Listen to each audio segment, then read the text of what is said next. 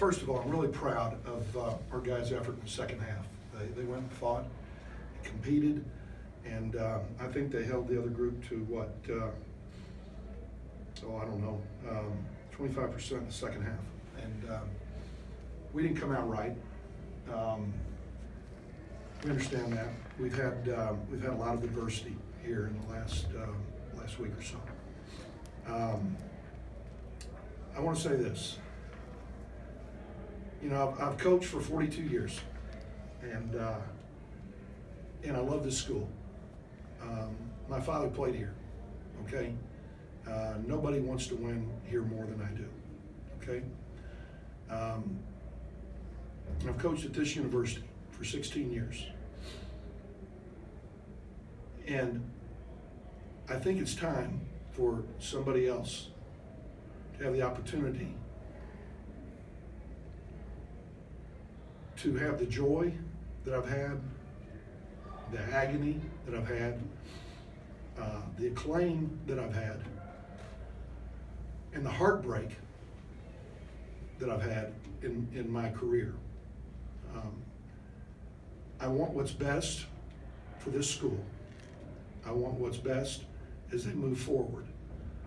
This seems like a great time with a new athletic director for him to evaluate Phil Johnson, Bobby Braswell, this program, where it is, and try to make a decision on what he thinks is best for this program as it moves forward.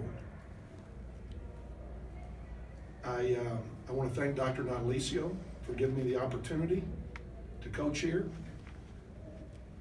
Richard Adalto, who I consider a friend, has done a great job and given us everything that we've asked for. I want to thank Bob Stoll, Chris Park, for believing in me and what we tried to do. And when we came here 7 years ago, we inherited a team with 11 seniors. The following year, we had 2 guys back, in Gabe McCulley and John Bohannon. And we had to try to rebuild it from scratch. And we got to 22 and 23 wins, and I can't even explain what's happened here in the last 3 or 4 years in the new world of college basketball. From some of our signees not showing up, to some people that we tried to rely on that might have left early, to injuries, and they've continued to happen. And I'm always going to pull for this school. I'm always going to pull for these players. This is a great, great, great place. And my family has told me that they feel like it's time. I've had some issues of my own here in the last 2.5 weeks, 3 weeks, and I'm going to be fine. But I wanted to coach my last game at this university, and I appreciate the fact that we got an opportunity to do that. I wish everybody in this room who's treated us well, you know, the very best as you guys move forward. And Bill Knight, you're the best writer that I've worked with in 42 years, hands down, without a doubt. You're a terrific talent. You're a guy that cares. You're a guy that understands. Okay, not many people do, right? But you do. Okay, and that's all really I've got to say today. Any questions? Yes. So you won't be coaching for the next game, or? No, I'm through. I've retired as of today. This is my last game as a coach. Okay, I'm going to move forward in my life. You know, I heard Bobby Bowden say one time, and I thought it was the most beautiful quote I'd ever heard, that he didn't want to retire. That every weekend of his life had been an event. And then after you retire, there's only one event left. And he wasn't looking forward to that event. Okay? I thought that was a hell of a line. But you know what? I'm going to try to enjoy the next chapter of it, just like I have this. I feel like the most blessed guy in the world. I've had the most incredible, incredible opportunities. And I've worked with some great, great players. And, you know, I go back here to Jim Bowden and Don Haskins giving me my opportunity. And I'll forevermore be grateful for that.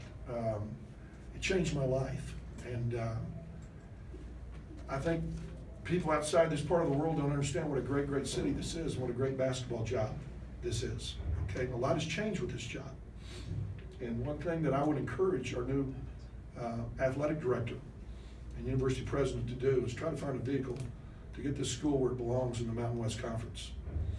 The travel's shorter. The opponents and the teams that you would be playing against are in line with what the history of this school is. I would think that Craig Thompson and his infinite wisdom would understand that this is the largest city in the country without a professional football, basketball, baseball, or hockey team. And that he needs this in terms of his basketball RPIs and getting multiple teams in the NCAA tournament. But that being said, if that doesn't happen, then go try to be the best in the league that they're in. But this is the right time. I know it's the right time. And I love these kids. They know I love them. And I appreciate the kids and their parents in this new age of college basketball who have hung in there and understood that adversity is a good thing and fighting through it sometimes is a better thing. But I don't know that any program has dealt with more than we have here in the last 3 or 4 years at this level. And it's been incredibly difficult to keep fighting the fight. But I do know this, Phil Johnson, I've had, there's 3 guys coaching right now. Larry Eustacey was the National Coach of the Year. Had another guy, John Brady, who was at LSU, who was the National Coach of the Year that worked for me. Randy Bennett, who's done the best job in the United States at St. Mary's University, very, very difficult place, worked for me. Kermit Davis worked for me. Phil Johnson is better than all of those guys. And Bobby Braswell is better than all of those guys. And they've dealt with the same adversity that we've had, but they've got 2 mature men who have been head coaches here that understand it and understand these kids. And you know what, when Matt Whalen comes back, Trey Wade continues to grow as a player. Evan Gilliard gets better. Omega Harris is hurt as he can be right now. And he's not the Omega that you guys have been watching. And Paul Thomas is struggling without Matt out there, just like he did early last year. But he's going to be a hell of a player too. This team's going to be fine. It's going to be fine. And I want the city to come out and continue to support him as well. Okay? Thank you all very much.